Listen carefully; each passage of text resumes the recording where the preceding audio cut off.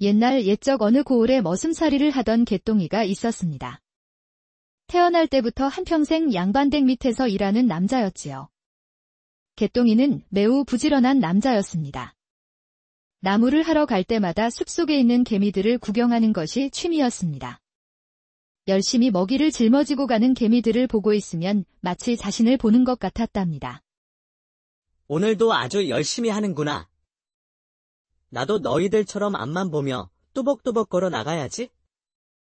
하지만 개똥이도 이제 머슴살이에 지쳐가고 있었습니다. 우연히 시장에 들렀는데 줄타기를 하는 광대들을 본 적이 있었지요. 마음껏 뛰어노는 광대들이 부러운 것이었습니다. 광대처럼 줄타기하는 재주는 없었지만 양반에게 속박되지 않은 자유로운 삶을 살고 싶은 것이었습니다. 그래서 개똥이가 처음으로 용기를 냈습니다. 아니 이게 무슨 말인가? 내가 지금 분명히 잘못 들은 것이겠지. 아닙니다. 대감마님. 정말 머슴살이를 그만두겠다고 말씀드린 것입니다. 어찌 그러느냐? 내가 혹시 너한테 서운하게 한 것이라도 있느냐? 아닙니다. 대감마님. 저도 벌써 나이가 30이 넘었는데 이제는 저 혼자 스스로 살림을 차려야 할 때가 아닌가 싶어서요. 개똥이가 모시는 양반은 안타까운지 한숨을 쉬었습니다. 자네 부모님부터 대대로 우리 식솔로 지냈는데 이렇게 갑자기 떠난다고 하면 어쩌나? 자네만큼 충직한 사람이 또 어디 있다고? 그럼요. 대감마님. 대감마님은 저에게 아버지나 마찬가지 아닙니까? 그러니 이렇게 부탁드리는 것입니다. 이거 참, 마치 자식 떠나보내는 심정이구먼. 자네가 그런 마음을 먹었으니 어찌할 도리가 없구먼. 그래. 양반은 또 한숨을 푹 쉬더니 주머니 하나를 건네는 것이었습니다. 이거 받으시게. 300냥일세. 개똥이는 너무 놀라서 바로 큰 절을 올렸습니다. 아이고, 대감마님. 이게 다 무엇입니까? 세경이라고 생각하고 받아두게. 이참에 한양에 가서 실컷 구경이라도 하고 오게. 혹시라도 힘든 일이 있으면 언제든지 찾아오고. 개똥이는 눈물이 흘렀습니다. 그동안 평생 군말하지 않고 부지런히 일한 대가였지요. 자네 말대로 나는 아버지와 같은 사람이 아닌가? 그러니 부담 갖지 말고 이 돈 가지고 가게. 마음이 바뀌면 꼭 찾아오라고. 자네가 오면 무조건 반길 테니 말이야. 양반은 그렇게 허락하고 개똥이의 어깨를 다독여 주었습니다. 그리하여 개똥이는 양반이 건넨 400냥을 가지고 한양으로 향했습니다. 한양은 정말 신기한 것들 천지였습니다. 지금껏 보지 못했던 놀이들이 한양시장에서는 잔뜩 있는 것이었지요. 푸짐한 야채와 고기들이 있는 것을 보고 입이 딱 벌어지는 것이었습니다. 그렇게 한참 한양 구경에 빠졌던 개똥이는 지쳐서 주막에 들렀습니다. 그런데 이게 무슨 일인지 최근에 한양에서 돌림병이 돌고 있다는 것이었습니다. 주막에서도 전염이 무서워서 같이 식사를 하는 것도 꺼린다는 것이었지요. 한참 재밌게 구경하고 있었는데 이게 웬 날벼락이야. 그런데 개똥이가 솔깃할 이야기가 있었습니다. 그게 정말인가? 주모. 그렇다니까요. 최근에 그 점쟁이 모르는 동네 사람들이 없다 이 말입니다. 얼마나 용하길래 그러는가? 주모는 한참 떠들 것을 생각하니 신이 났는지 손님 앞에 있는 막걸리를 냅다 마시며 목을 축이는 것이었습니다. 저 옆 동네에 사는 말똥이라는 처녀 아시지요? 그 아이가 워낙 못생겨서 시집가기는 다 틀렸다고 하지 않았소. 그런데 그 점쟁이를 만나고 온 뒤로 혼인을 했다지 뭡니까? 아니, 어떻게 그렇게 못생긴 처녀가 시집을 갔단 말이야. 나도 자세히는 모르지요. 들은 바로는 신랑이 머슴살이를 하는데 글쎄 얼마 가지 않아서 집도 사고 땅도 샀다지 뭡니까? 주변에서 듣고 있던 손님들도 놀라서 하나둘씩 주모 앞으로 모이는 것이었습니다. 그거 참 신기한 일일세. 나도 그 용한 점쟁이를 한번 찾아가 볼까나. 그것뿐만이 아닙니다.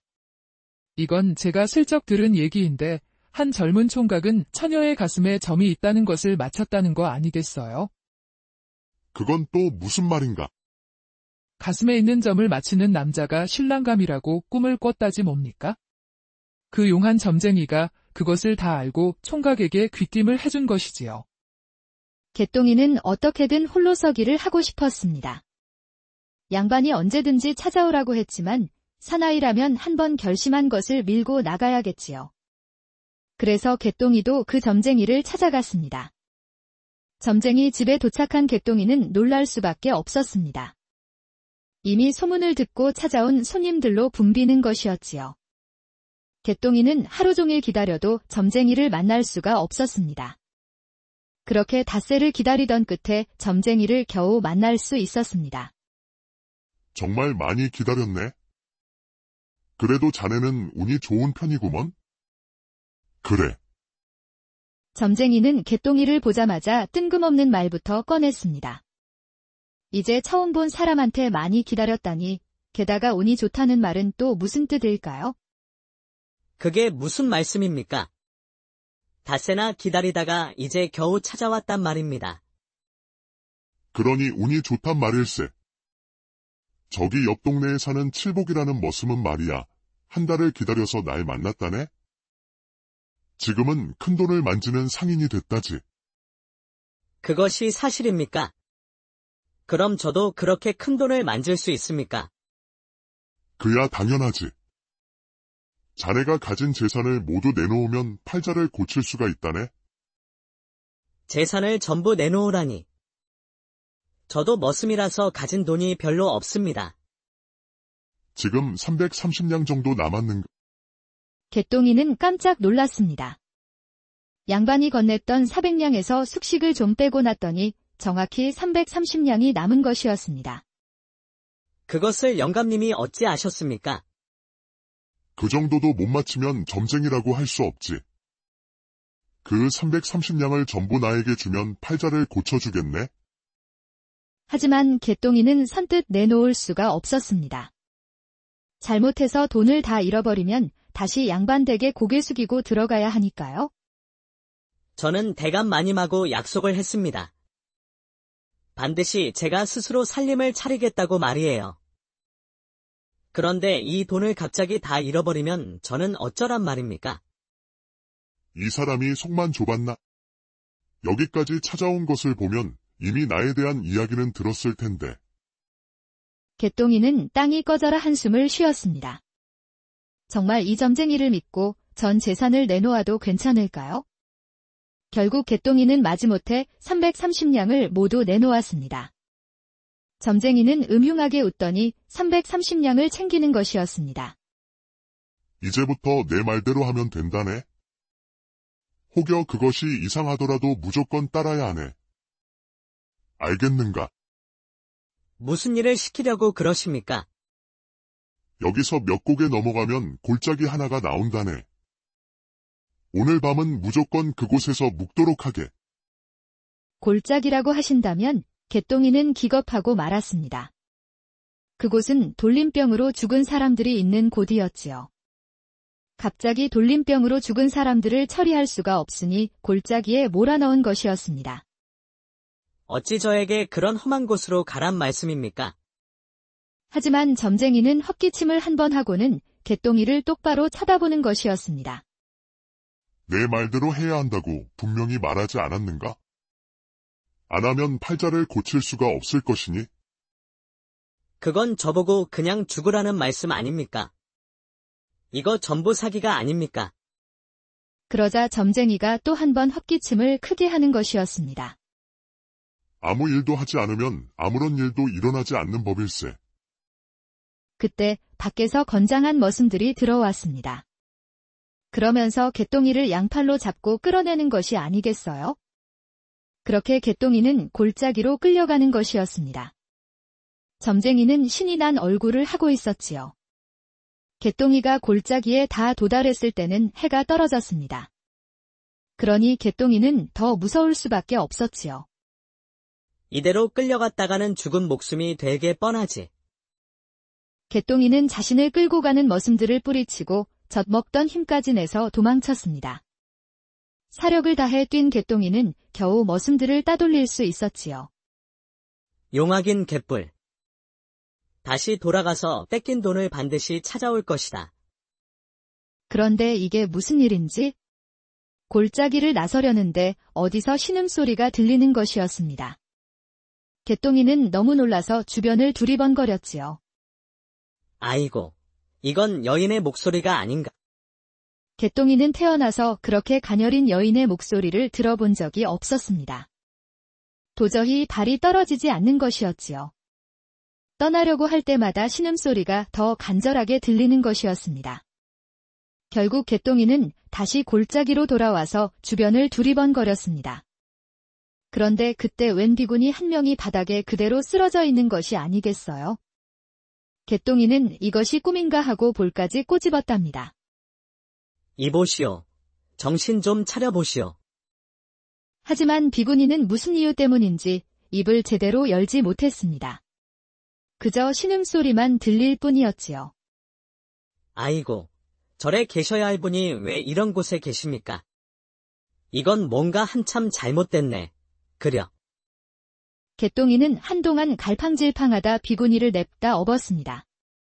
돌림병은 생각지도 않은 것이었지요. 조금만 참으시오.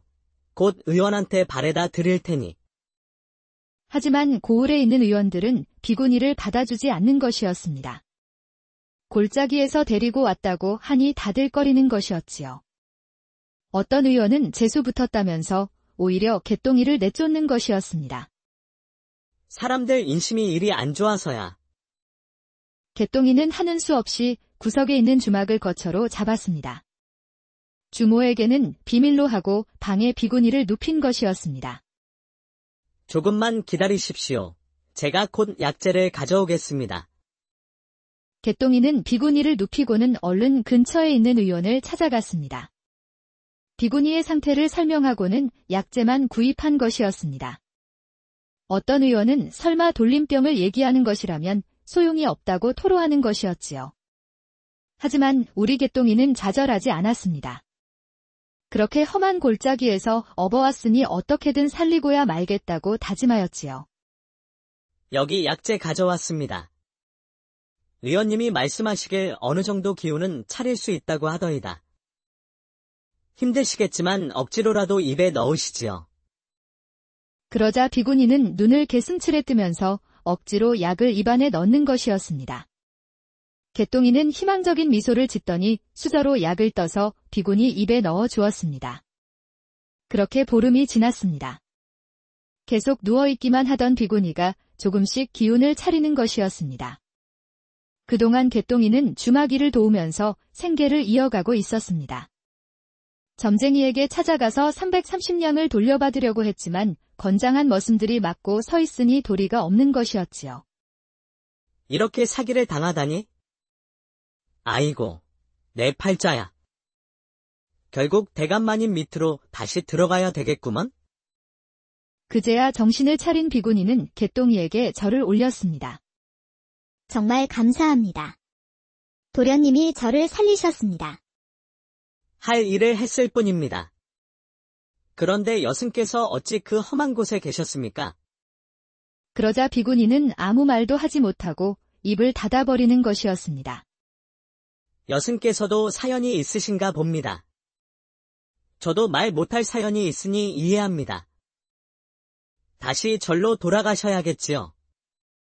당연히 그래야죠. 이 은혜는 꼭 갚겠습니다. 저는 개똥이라고 합니다.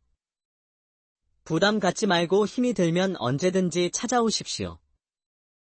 비구니는 개똥이가 좋은 사람이라는 것을 단번에 알 수 있었지요. 비록 비구니지만 여인의 몸을 이렇게 한동안 보살펴주는 일은 쉽지 않으니까요.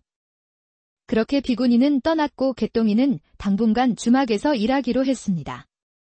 기회를 엿봐서 다시 점쟁이를 찾아갈 작정이었지요. 그렇게 한 달이 지났습니다. 개똥이는 오늘도 점쟁이를 만나야겠다면서 밖에서 시위를 하고 있었지요. 손님들이 빠져나가면서 겨우 점쟁이 얼굴은 볼 수 있었지만 그 어떤 대답도 듣지 못했습니다. 이보시오. 점쟁이 양반. 당장 330냥 내놓지 않으면 당신이 사기꾼이라고 다 일러바칠 것이오. 그러자 지나가려던 점쟁이가 발끈하는 것이었습니다. 이복의 총각. 내가 분명히 시키는 대로 하라고 일렀지 않았는가? 골짜기에서 도망쳤다면서? 시키는 대로 하지도 않았으면서 어찌 그리 불만인가? 나를 그 험한 곳으로 끌고 가서 죽이려고 한 것 아닙니까? 내가 모를 줄 알았습니까? 당장 관아에 가서 고발할 테니까 그런 줄 아시오. 그런데 이게 무슨 일인지? 관아에서는 점쟁이에 대한 고발을 받지 않는 것이었습니다. 고을 사또는 점쟁이가 사기꾼일 리가 없다는 것이었습니다.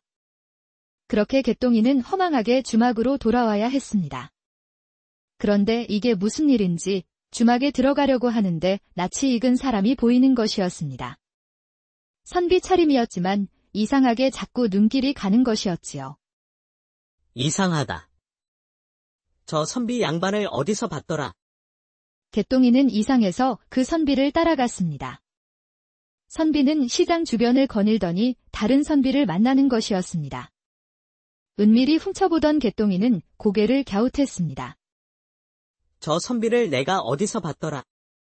그때 개똥이는 아차하고 무릎을 치는 것이었습니다. 그 선비는 다름 아닌 비구니였지요. 비구니가 무슨 연유로 선비 차림을 하고 있는 것일까요? 개똥이는 그날 밤에 도저히 잠을 이룰 수가 없었습니다. 비구니가 선비 차림을 한 것도 이상했지만 그 아리따운 얼굴을 잊을 수가 없었지요. 개똥이는 자기도 모르게 비구니의 얼굴이 떠오르면서 배시시하고 웃는 것이었습니다. 결국 개똥이는 다시 그 비구니를 만났던 장소를 돌아다녔습니다. 그렇게 보름이 지나서 다시 그 비구니를 목격한 것이었지요. 개똥이는 얼른 뒤쫓아가서 비구니를 불렀습니다. 혹시 전에 골짜기에서 뵙던 여승이십니까? 그러자 선비 차림을 한 비구니가 깜짝 놀라는 것이었습니다. 비구니는 한동안 말이 없더니 고개를 숙이고 비껴가는 것이었습니다. 사람 잘못 보셨소. 하지만 개똥이는 이제 비구니라고 확신할 수 있었습니다. 그 얼굴이 여전히 아른거리고 있었기 때문이었지요. 제가 구해드렸던 여승이 아니십니까? 제가 그래도 여승의 은인인데 이렇게 외면하셔도 되는 겁니까? 그러자 비구니가 한동안 당황하면서 말을 잇지 못했습니다. 개똥이는 그런 비구니의 표정마저도 예뻐 보였지요. 비구니는 개똥이의 손을 잡더니 사람이 안 보이는 구석으로 들어갔습니다. 송구하오나 지금은 어떤 상황인지 말씀드릴 수가 없습니다. 어째서 전 그날 이후로 여승을 잊을 수가 없어서 잠도 이루지 못했소. 왜 저 때문에 잠을 못 이룬단 겁니까? 그제서야 개똥이는 얼굴이 홍당무처럼 빨개졌지요. 이것이 바로 남녀간의 정이라는 것을 깨달았지 뭐예요? 그야 당연히 제가 처음으로 목숨을 구해준 분이니 그렇지요. 어떻게 지내는지 너무 궁금해서 말이오. 그런데 어찌 절에는 계시지 않고 이렇게 선비 차림을 하고 계신 겁니까? 비구니는 잠시 한숨을 쉬더니 모든 사실을 털어놓았습니다. 사실 저는 예조판서의 딸 수아라고 합니다. 예조판서의 딸이라고 하셨소. 그런데 어찌 여승이 되신 겁니까? 어머니가 돌아가시면서 계모가 들어왔습니다. 계모의 여식이 들어온 이후로 절 내쫓고 싶어서 안달이었습니다. 영의정의 아들과 혼담이 들어왔는데 그 혼담을 차지하고 싶어서 절 제거하려는 것이었지요. 저는 너무 무서웠습니다. 아버지에게도 말씀은 드렸으나 믿지 않으셨습니다. 그러다 저의 버디기도 했던 말순이가 갑자기 목숨을 잃었습니다. 계모의 여식이 무슨 짓을 꾸미는지 알아보겠다고 하더니 갑자기 돌림병으로 숨을 거둔 것이었습니다. 저는 너무 이상해서 말순이가 무슨 일을 당한 것인지 조사해 보았지요. 아버지도 그렇고 모두 말순이가 여종이라고 신경도 쓰지 않았습니다. 수아는 갑자기 눈시울을 붉혔습니다. 그러더니 결국 닭똥 같은 눈물을 뚝뚝 흘리는 것이었습니다. 수아를 만나서 신이 났던 개똥이도 어느새 엄숙해졌지요. 알고 보니까 말순이는 독사를 당했습니다. 돌림병은 모두 거짓이었지요. 모두 그 계모의 지디였습니다. 제가 얼마나 무서웠는지 상상도 하실 수 없을 겁니다. 그래서 저는 비구니가 되겠다고 말하고 집을 나온 것입니다. 그거 아십니까? 절에서도 계모의 사람들이 찾아와서 절 감시했습니다. 혹여 무슨 짓이라도 할까 지켜보려는 것이겠지요. 그러다가 그만. 수아는 갑자기 손을 벌벌 떨었습니다. 최근 돌림병으로 사람들이 죽는다고 하니 아마 이때를 기회로 여긴 것 같습니다. 절에 있는 저를 납치하여 그 골짜기로 데려간 것입니다. 듣고 있던 개똥이는 화가 치밀었습니다. 그것들은 사람이 아니구먼. 어찌 사람의 탈을 쓰고 그럴 수가 있단 말입니까? 마침 도련님이 나타나셔서 제가 목숨을 구한 것입니다. 제가 아씨의 목숨을 구한 것이라고. 그렇습니다. 저를 납치한 자객들이 사람의 발걸음 소리가 들리니 도망친 겁니다. 개똥이는 생각만 해도 가슴이 철렁 내려앉았습니다. 정말 간발의 차이였구먼. 그럼 아씨가 만났던 그 선비는 누굽니까? 아버지의 책사입니다. 유일하게 저를 믿어준 분이지요. 그분도 저처럼 계모를 의심하고 있습니다. 수아가 갑자기 개똥이의 손을 잡았습니다. 도련님, 부디 한 달만 기다려주시면 안 되겠습니까? 한 달 이후에 제가 모든 은혜를 갚겠습니다. 부디 기다려주십시오. 그렇게 개똥이는 주막으로 돌아와서 수아가 일러준 대로 한 달을 기다리기로 했습니다. 그런데 보름이 지난 어느 날 어떤 손님이 이상한 말을 하는 것이었습니다. 어느 양반 댁에서 곧 상을 치른다는 것이었지요. 얼마 전에 비구니가 된 딸이 목숨을 잃었다는 소문에 정신을 잃었다는 겁니다. 바로 수아의 아버지 예조판서였지요. 앞불사, 이 사실을 어서 수아 씨에게 알려야 할 텐데. 하지만 수아를 만날 방법이 없었습니다. 수아를 만났던 장소를 다녀보아도 찾을 수가 없었지요. 결국 개똥이는 직접 예조판서의 집 앞에 멈춰 섰습니다. 내가 미쳤구나. 무슨 배짱으로 예조판서 집에 왔단 말인가? 예조판서 앞에 앉은 개똥이는 잔뜩 긴장했습니다. 예조판서는 듣던 대로 몸이 많이 안 좋아 보였지요. 무슨 일로 날 찾아왔는가? 나에게 간절히 할 말이 있다고 하던데. 실은 그것이 혹시라도 수아 아씨를 걱정하신다면 아씨는 무사하십니다. 그러자 예조판서가 깜짝 놀라는 것이었습니다. 그것이 무슨 말이더냐? 우리 수아가 살아있단 말이냐? 그렇습니다. 그러니 염려하지 마십시오. 그럼 전 이만 물러나겠습니다. 하지만 예조판서가 개똥이를 그냥 보내줄 리가 없었지요. 수아가 무섭다고 하던 계모까지 찾아온 것이었습니다. 그러니까 자네가 직접 수아를 만났단 말인가? 개똥이는 그 무섭다던 계모까지 나타나니 더 긴장할 수밖에 없었습니다. 그렇습니다. 아씨께서는 선비 차림이셨습니다. 선비 차림이라고 하니 계모뿐만 아니라 예조판서도 눈만 끔뻑거리는 것이었지요. 이후 개똥이가 전하는 수아의 사연은 도무지 믿기 힘들었습니다. 그러자 갑자기 예조판서가 버럭 화를 내는 것이었습니다. 이놈이 감히 어디 안전이라고 그런 거짓을 입에 담는단 말이냐? 너는 목숨이 아깝지도 않단 말이냐? 개똥이도 화들짝 놀랄 수밖에 없었지요. 아닙니다. 대감마님. 제가 어찌 거짓을 입에 담을 수가 있겠습니까? 분명히 아씨께서 한 달만 기다리면 된다고 하셨습니다. 듣고 있던 계모는 더는 들을 필요가 없었는지 피식하고 비웃는 것이었습니다. 개똥이는 그렇게 예조판서 집 창고에 갇혔지요. 진실을 말할 때까지 밥도 주지 않는다는 것이었습니다. 아이고 대감마님, 한 달만 기다려보시면 되지 않습니까? 한 달만 지나면 제 말이 진짜인지 거짓인지 확인할 수가 있지 않습니까? 부디 한 달만 기다려 주십시오. 계모는 볼 필요도 없이 관하로 넘기자고 했지만 예조판서는 마지막 희망을 안고 기다리기로 했습니다. 그렇게 한 달이 지났고 수아가 약속대로 돌아왔습니다. 그동안 수아와 예조판서의 책사가 증거를 모은 것이었지요. 바로 계모가 저질렀던 수많은 악행들.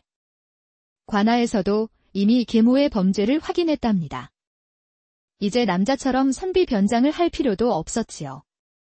그렇게 수아는 아버지 예조판서와 극적으로 재회했고 개똥이도 무사히 창고에서 나올 수 있었지요. 예조판서는 개똥이에게 집과 땅까지 주었습니다. 이제 정말 개똥이가 홀로 서기에 성공한 것이었지요. 개똥이도 이제 어엿한 양반 집안 사람이 된 것입니다. 그러던 어느 날 예조판서가 개똥이를 불렀습니다. 우리 수아를 살려준 은혜로 집과 땅까지 주었네만 아무리 생각해봐도 그 은혜를 다 갚지 못한 것 같구먼. 이복의 개똥이, 혹시 자네가 원하는 것이 따로 있는가? 걱정하지 말고 허심탄회하게 말해보게. 개똥이는 잠시 망설이더니 배시시하고 웃는 것이었습니다. 사실 제가 아직 장가를 못 갔습니다. 대감마님. 예조판서는 호탕하게 웃었습니다. 내 정신 좀 보게. 그것을 차마 생각을 못했구먼. 자네가 아직 장가를 못 갔다니. 이렇게 충직한 사람이 아직 여인이 없다는 게 말이 되겠는가? 조금만 기다리게. 내가 금방 자네의 배필에 맞는 여인을 찾아볼 터이니? 그때 마침 수아가 방으로 들어왔습니다. 이제는 비구니 때와는 상상도 할 수 없을 정도로 어여쁜 교수로 보였지요. 아버지, 우연히 밖에서 들었습니다만 소녀가 이분의 배필이 되겠습니다. 예조판서는 놀랄 수밖에 없었습니다. 개똥이도 화들짝 놀랐지요. 그건 안 될 말씀입니다. 어찌 아씨께서 저와 같은 천한 사람과 혼인할 수 있겠습니까? 부디 농이라고 말씀해 주십시오. 그건 개똥이의 말이 옳구나. 은혜를 갚고 싶은 마음은 알겠으나 혼인까지는 아닌 것 같구나. 아버지도 아시겠지만 저는 이분이 아니었다면 이미 죽은 목숨이었습니다. 제가 이분의 여종이 된다고 해도 받아들일 마음이 되어 있습니다. 수아의 고집은 도저히 꺾을 수가 없었습니다. 집과 땅까지 받은 개똥이가 예조판서의 사위까지 되었네요. 하지만 머슴살이를 하던 남자가 예조판서의 사위로 오르니 여간 힘든 것이 아니었습니다. 개똥이한테 머슴살이를 하던 습관이 그대로 남아있었지요. 그렇다 보니 예조판서 사위의 체면에 어울리지 않는 행동을 하는 것이었습니다. 습관처럼 아침마다 나와서 마당을 쓰는가 하면 장작을 패는 머슴들을 뒤로하고 본인이 직접 도끼를 드는 것이었지요. 그러니 예조판서도 한심한 것이었습니다. 아무리 생각해도 개똥이와 혼인한 것은 무리인 것 같구나. 내가 생각해도 그렇지 않느냐. 하지만 수아는 알 수 없는 미소만 지었습니다. 결국 서방님은 제 위치를 찾을 것입니다. 아버지. 그러던 어느 날 개똥이가 또 예조판서 사위와 어울리지 않게 머슴들과 어울리고 있었습니다. 이번에도 장작을 더 잘 팬다면서 도끼를 휘두르는 것이었지요. 그렇게 개똥이가 허물없이 지내다 보니 머슴들도 개똥이를 친근하게 보는 것이었습니다. 하지만 집신도 제 날이 좋다고 하지요. 개똥이도 이제는 한계를 느끼기 시작했습니다. 머슴들이 개똥이가 워낙 친근하게 다가오니 친구라도 된 것처럼 행동하는 것이었습니다. 개똥이의 어깨를 툭 치는가 하면 도끼를 빼앗으면서 엉덩방아까지 찍게 하는 것이었습니다. 수아는 기운이 없어 보이는 개똥이에게 다가왔습니다. 서방님, 무슨 안 좋은 일이라도 있으셨습니까? 머슴 녀석들이 저를 완전히 버디라도 되는 것처럼 대합니다. 저는 그저 좋은 사람처럼 보이고 싶었을 뿐인데 말이요. 서방님, 수주대토라고 들어보셨습니까? 그것이 무슨 뜻입니까? 중국 송나라의 한 농부가 우연히 나무 그루터기에 부딪혀 죽은 토끼를 잡았다고 합니다. 그 농부는 또 토끼가 걸려들 것 같아서 아무런 일도 하지 않고 그루터기만 지키고 있었다는 말에서 유래했지요. 한 가지 일에만 얽매이면 발전할 수가 없습니다. 도련님. 개똥이는 한숨을 푹 쉬었습니다. 또 글 공부를 하라는 말씀입니까? 글을 알아야 세상 이치를 알 수 있습니다. 도련님도 이제는 달라지셔야 합니다. 하지만 개똥이는 책만 읽으면 하품이 나오면서 잠이 왔답니다. 글만 읽으면 눈이 절로 감기는 것이었습니다. 그러던 어느 날 수아가 책을 가득 쌓아놓고 개똥이를 기다리고 있었습니다. 또 책입니까? 전에도 얘기했지만 저는 책만 읽으면 잠이 옵니다. 염려하지 마십시오, 서방님. 이건 그저 옛날 이야기입니다. 옛날 이야기라고요? 옛날 옛적에 가난한 농부가 살았습니다. 비도 오지 않고 가뭄이 심해서 겨울도 다 말랐지요. 그러다가 늑대 2마리가 들이닥쳐서 가축들까지 해쳤습니다. 농부는 동네 사람들과 함께 늑대를 잡으려고 몰래 지켜보고 있었지요. 늑대 2마리가 한참 마당 앞에서 기웃거렸으니 함께 잡을 좋은 기회였지요. 하지만 농부는 산으로 돌아가는 늑대들을 그냥 보기만 했습니다. 아니, 왜 그냥 보기만 합니까? 얼른 화살이라도 쏴서 잡아야지. 알고 보니 늑대 2마리가 서로 가축을 놓고 욕심을 부리다가 싸웠던 것이지요. 늑대들은 한 마리가 지쳐 쓰러질 때까지 싸웠습니다. 그때까지 지켜봤다가 동네 사람들과 함께 잡았답니다. 그거 참 똑똑한 농부네요. 다음 이야기는 또 없습니까? 수아는 그날 하루 종일 옛날 이야기를 들려주었습니다.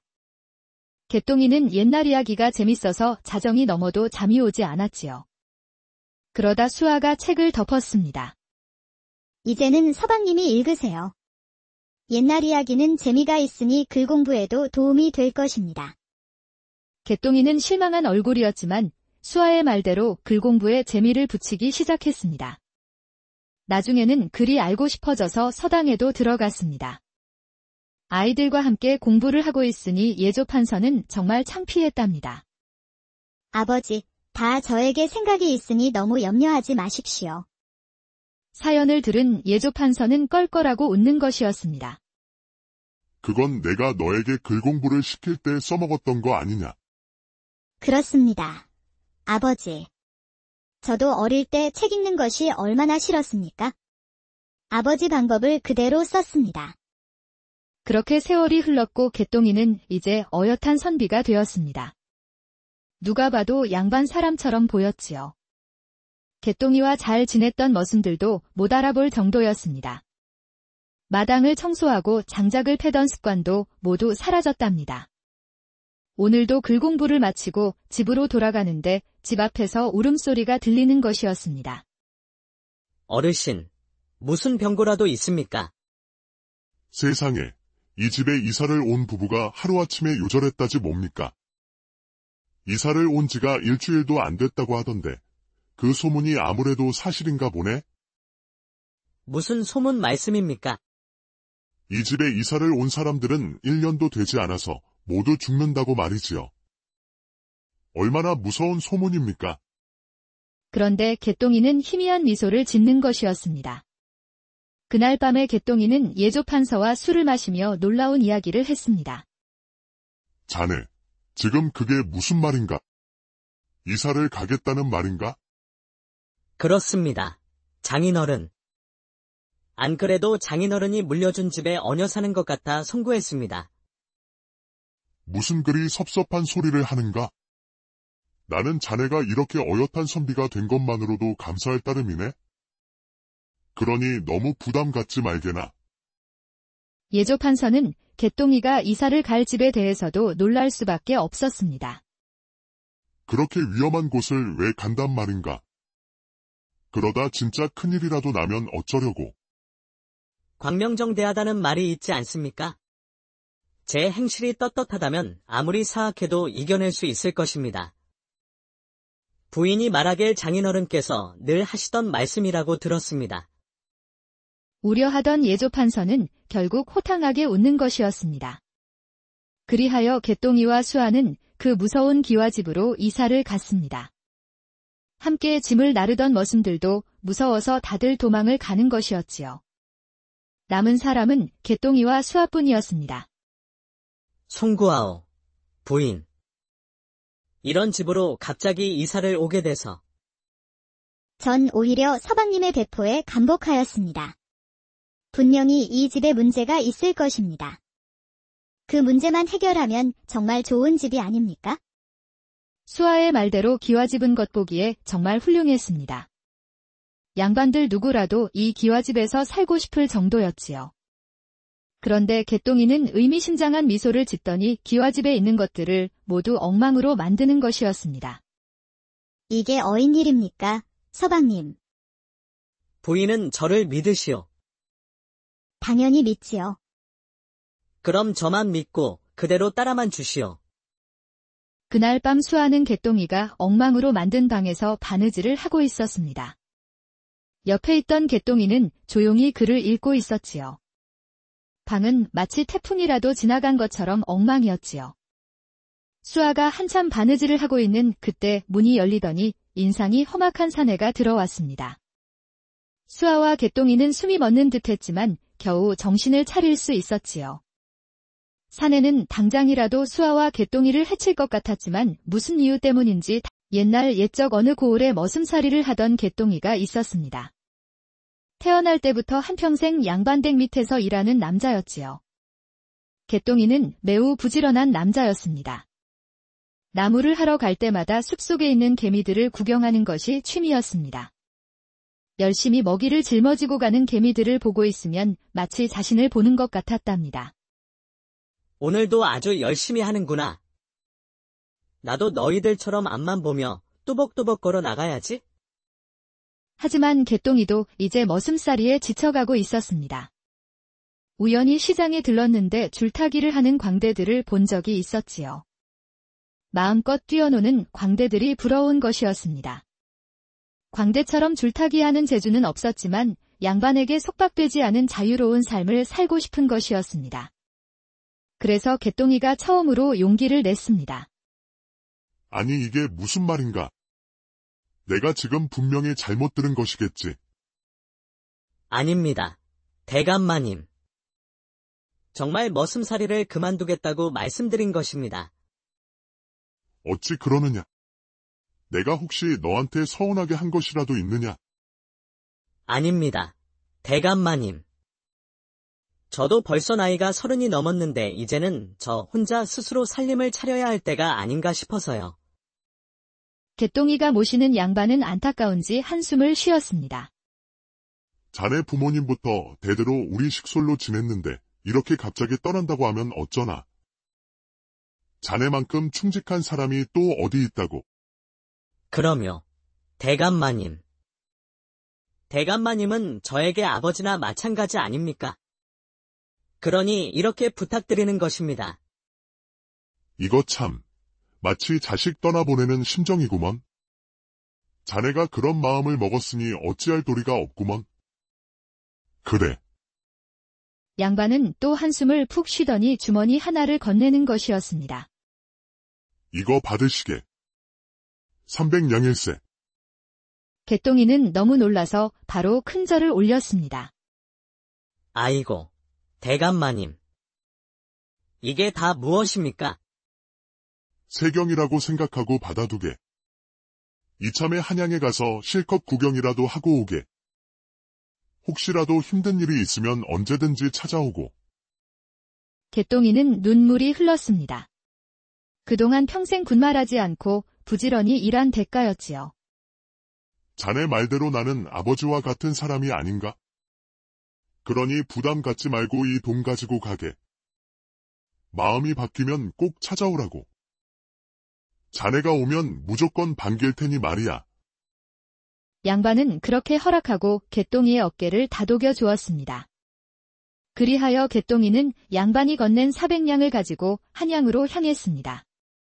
한양은 정말 신기한 것들 천지였습니다. 지금껏 보지 못했던 놀이들이 한양시장에서는 잔뜩 있는 것이었지요. 푸짐한 야채와 고기들이 있는 것을 보고 입이 딱 벌어지는 것이었습니다. 그렇게 한참 한양 구경에 빠졌던 개똥이는 지쳐서 주막에 들렀습니다. 그런데 이게 무슨 일인지 최근에 한양에서 돌림병이 돌고 있다는 것이었습니다. 주막에서도 전염이 무서워서 같이 식사를 하는 것도 꺼린다는 것이었지요. 한참 재밌게 구경하고 있었는데 이게 웬 날벼락이야. 그런데 개똥이가 솔깃할 이야기가 있었습니다. 그게 정말인가? 주모. 그렇다니까요. 최근에 그 점쟁이 모르는 동네 사람들이 없다 이 말입니다. 얼마나 용하길래 그러는가. 주모는 한참 떠들 것을 생각하니 신이 났는지 손님 앞에 있는 막걸리를 냅다 마시며 목을 축이는 것이었습니다. 저 옆 동네에 사는 말똥이라는 처녀 아시지요? 그 아이가 워낙 못생겨서 시집가기는 다 틀렸다고 하지 않았소. 그런데 그 점쟁이를 만나고 온 뒤로 혼인을 했다지 뭡니까? 아니, 어떻게 그렇게 못생긴 처녀가 시집을 갔단 말이야. 나도 자세히는 모르지요. 들은 바로는 신랑이 머슴살이를 하는데 글쎄 얼마 가지 않아서 집도 사고 땅도 샀다지 뭡니까? 주변에서 듣고 있던 손님들도 놀라서 하나둘씩 주모 앞으로 모이는 것이었습니다. 그거 참 신기한 일일세. 나도 그 용한 점쟁이를 한번 찾아가 볼까나. 그것뿐만이 아닙니다. 이건 제가 슬쩍 들은 얘기인데 한 젊은 총각은 처녀의 가슴에 점이 있다는 것을 맞췄다는 거 아니겠어요? 그건 또 무슨 말인가? 가슴에 있는 점을 맞히는 남자가 신랑감이라고 꿈을 꿨다지 뭡니까? 그 용한 점쟁이가 그것을 다 알고 총각에게 귀띔을 해준 것이지요. 개똥이는 어떻게든 홀로 서기를 하고 싶었습니다. 양반이 언제든지 찾아오라고 했지만 사나이라면 한번 결심한 것을 밀고 나가야겠지요. 그래서 개똥이도 그 점쟁이를 찾아갔습니다. 점쟁이 집에 도착한 개똥이는 놀랄 수밖에 없었습니다. 이미 소문을 듣고 찾아온 손님들로 붐비는 것이었지요. 개똥이는 하루 종일 기다려도 점쟁이를 만날 수가 없었습니다. 그렇게 닷새를 기다리던 끝에 점쟁이를 겨우 만날 수 있었습니다. 정말 많이 기다렸네. 그래도 자네는 운이 좋은 편이구먼. 그래. 점쟁이는 개똥이를 보자마자 뜬금없는 말부터 꺼냈습니다.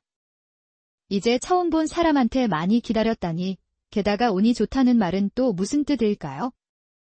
그게 무슨 말씀입니까? 닷새나 기다리다가 이제 겨우 찾아왔단 말입니다. 그러니 운이 좋단 말일세. 저기 옆 동네에 사는 칠복이라는 머슴은 말이야. 한 달을 기다려서 날 만났다네? 지금은 큰돈을 만지는 상인이 됐다지. 그것이 사실입니까? 그럼 저도 그렇게 큰 돈을 만질 수 있습니까? 그야 당연하지. 자네가 가진 재산을 모두 내놓으면 팔자를 고칠 수가 있다네. 재산을 전부 내놓으라니. 저도 머슴이라서 가진 돈이 별로 없습니다. 지금 330냥 정도 남았는가? 개똥이는 깜짝 놀랐습니다. 양반이 건넸던 400냥에서 숙식을 좀 빼고 났더니 정확히 330냥이 남은 것이었습니다. 그것을 영감님이 어찌 아셨습니까? 그 정도도 못 맞히면 점쟁이라고 할 수 없지. 그 330냥을 전부 나에게 주면 팔자를 고쳐주겠네? 하지만 개똥이는 선뜻 내놓을 수가 없었습니다. 잘못해서 돈을 다 잃어버리면 다시 양반 댁에 고개 숙이고 들어가야 하니까요. 저는 대감 마님하고 약속을 했습니다. 반드시 제가 스스로 살림을 차리겠다고 말이에요. 그런데 이 돈을 갑자기 다 잃어버리면 저는 어쩌란 말입니까? 이 사람이 속만 좁았나? 여기까지 찾아온 것을 보면 이미 나에 대한 이야기는 들었을 텐데. 개똥이는 땅이 꺼져라 한숨을 쉬었습니다. 정말 이 점쟁이를 믿고 전 재산을 내놓아도 괜찮을까요? 결국 개똥이는 마지못해 330냥을 모두 내놓았습니다. 점쟁이는 음흉하게 웃더니 330냥을 챙기는 것이었습니다. 이제부터 내 말대로 하면 된다네. 혹여 그것이 이상하더라도 무조건 따라야 하네. 알겠는가? 무슨 일을 시키려고 그러십니까? 여기서 몇 곡에 넘어가면 골짜기 하나가 나온다네. 오늘 밤은 무조건 그곳에서 묵도록 하게. 골짜기라고 하신다면 개똥이는 기겁하고 말았습니다. 그곳은 돌림병으로 죽은 사람들이 있는 곳이었지요. 갑자기 돌림병으로 죽은 사람들을 처리할 수가 없으니 골짜기에 몰아넣은 것이었습니다. 어찌 저에게 그런 험한 곳으로 가란 말씀입니까?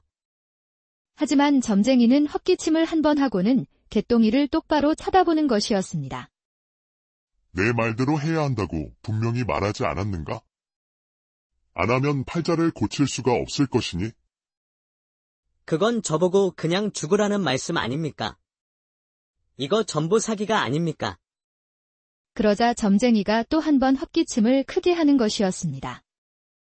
아무 일도 하지 않으면 아무런 일도 일어나지 않는 법일세. 그때 밖에서 건장한 머슴들이 들어왔습니다. 그러면서 개똥이를 양팔로 잡고 끌어내는 것이 아니겠어요? 그렇게 개똥이는 골짜기로 끌려가는 것이었습니다. 점쟁이는 신이 난 얼굴을 하고 있었지요. 개똥이가 골짜기에 다 도달했을 때는 해가 떨어졌습니다.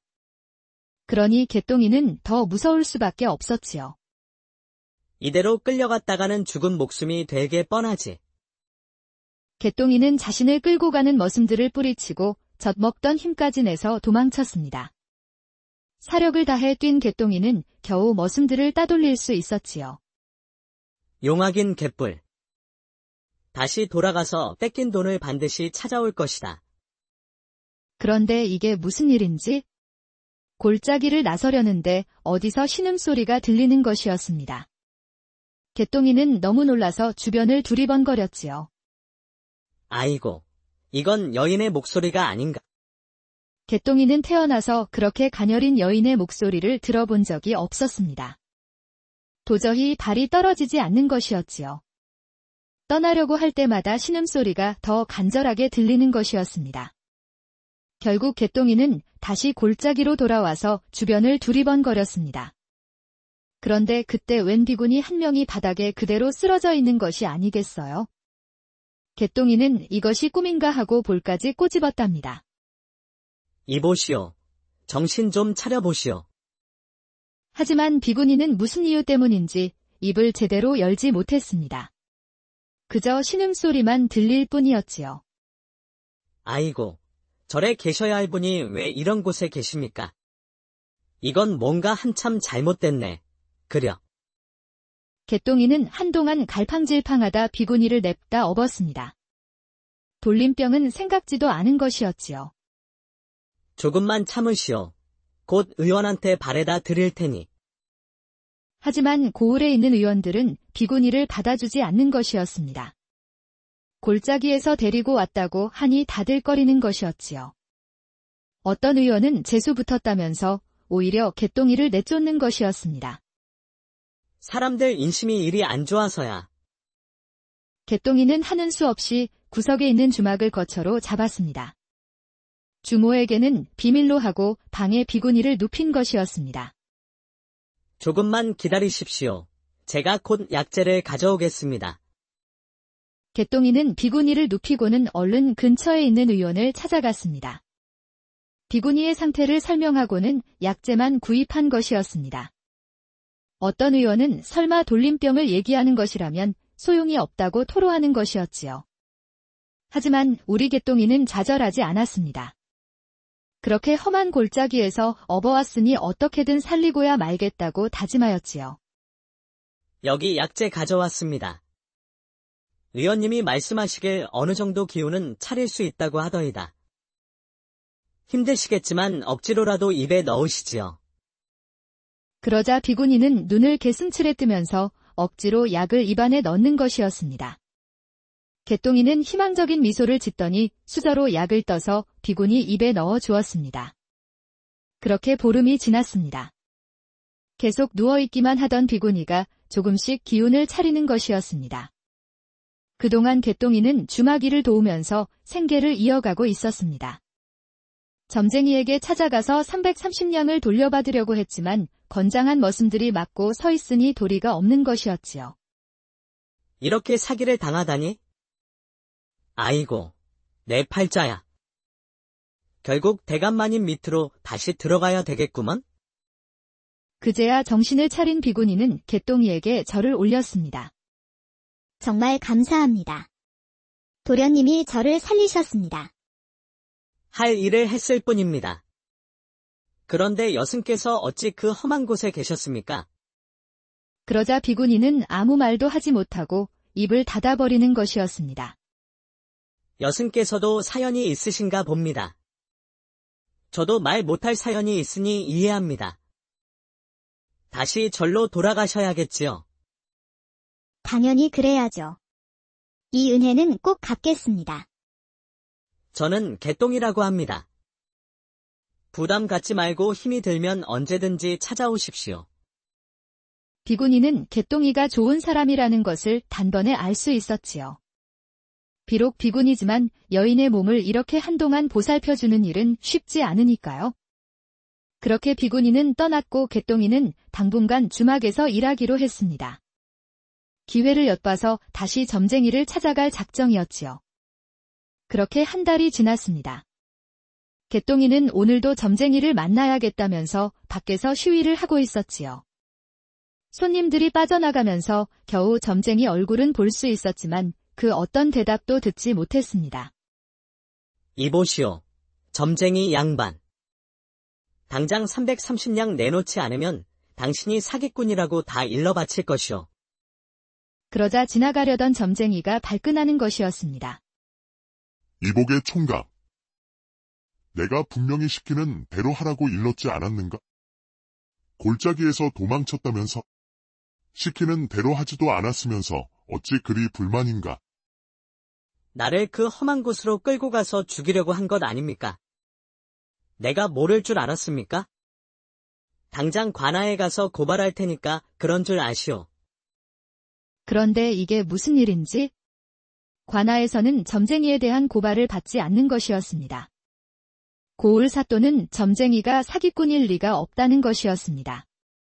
그렇게 개똥이는 허망하게 주막으로 돌아와야 했습니다.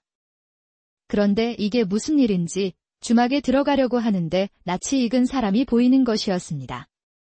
선비 차림이었지만 이상하게 자꾸 눈길이 가는 것이었지요. 이상하다. 저 선비 양반을 어디서 봤더라?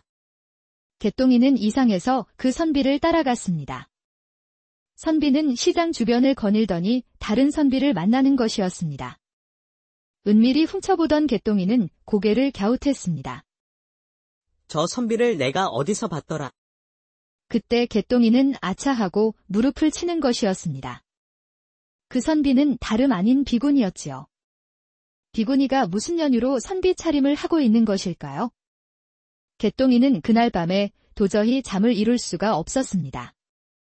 비구니가 선비 차림을 한 것도 이상했지만 그 아리따운 얼굴을 잊을 수가 없었지요. 개똥이는 자기도 모르게 비구니의 얼굴이 떠오르면서 배시시하고 웃는 것이었습니다. 결국 개똥이는 다시 그 비구니를 만났던 장소를 돌아다녔습니다.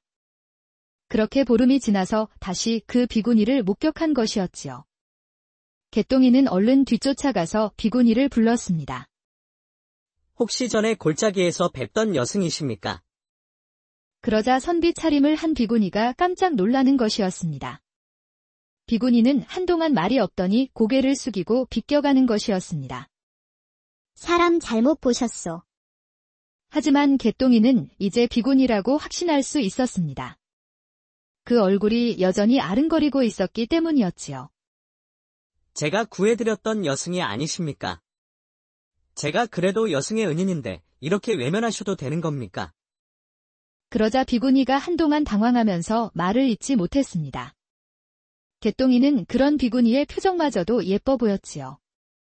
비구니는 개똥이의 손을 잡더니 사람이 안 보이는 구석으로 들어갔습니다. 송구하오나 지금은 어떤 상황인지 말씀드릴 수가 없습니다.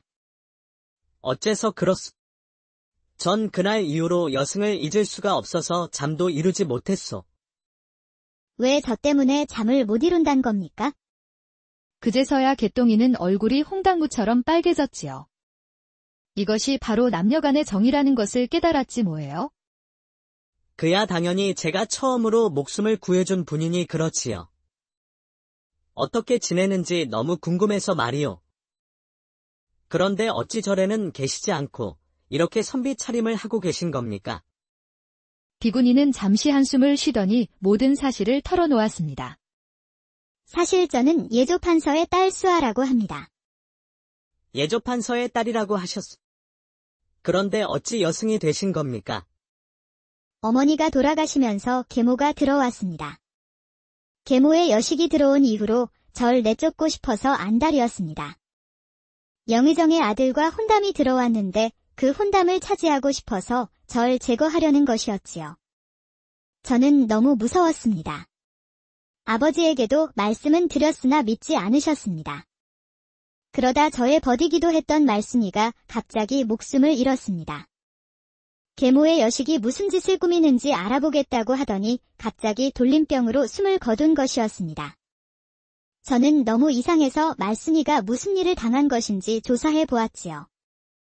아버지도 그렇고 모두 말순이가 여종이라고 신경도 쓰지 않았습니다. 수아는 갑자기 눈시울을 붉혔습니다. 그러더니 결국 닭똥 같은 눈물을 뚝뚝 흘리는 것이었습니다. 수아를 만나서 신이 났던 개똥이도 어느새 엄숙해졌지요. 알고 보니까 말순이는 독사를 당했습니다. 돌림병은 모두 거짓이었지요.